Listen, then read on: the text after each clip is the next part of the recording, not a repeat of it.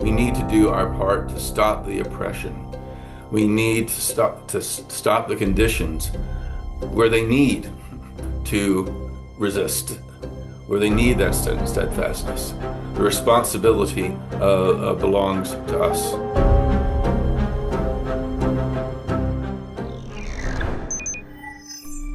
As we have seen in other countries with right-wing authoritarian leaders, there has been a tendency to undermine the basic rule of law, to allow rampant corruption to take place. So we saw this in some countries in Eastern Europe, like in Hungary. We're even seeing that in the United States today under Trump.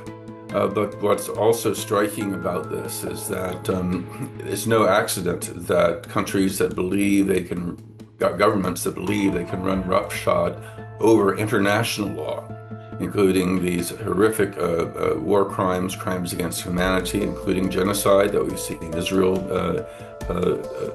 commit in the recent years.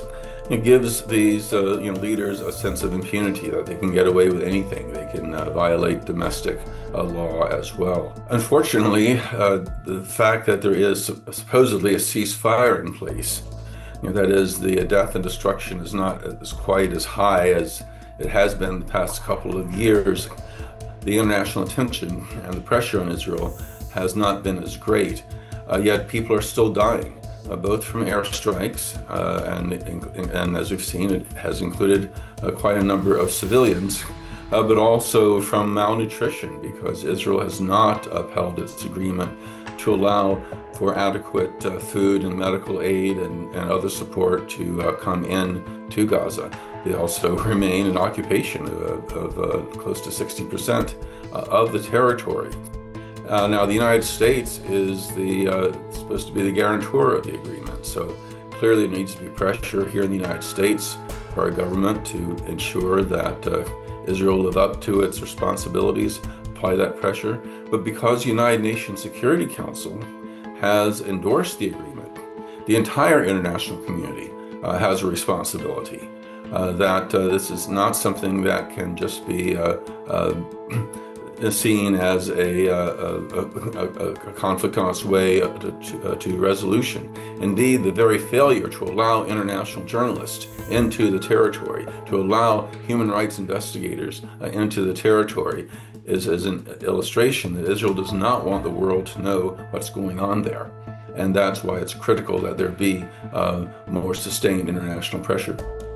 Given that the Israeli government saw how it could essentially get away with a genocidal bombing campaign in Gaza, it assumes it can get away with increased human rights abuses in the occupied territories. And this is very sad because, for decades, we have seen really impressive nonviolent resistance throughout the West Bank by people trying to protect their orchards and their vineyards and their villages from encroachment by Israeli occupation forces and the far-right settlers. Even under Biden, as terrible as his policies were in supporting Israel, even he was able to put sanctions on some of the far-right settlers. But Trump, in one of his first acts as president, lifted those sanctions. And so these right-wing settlers know that they have impunity. I mean, they're operating very similar to the infamous death squads in Latin America that were also backed by the United States back during the 1970s and 80s. There's been great admiration of the Palestinians for their samud, for their ability to resist, their steadfastness.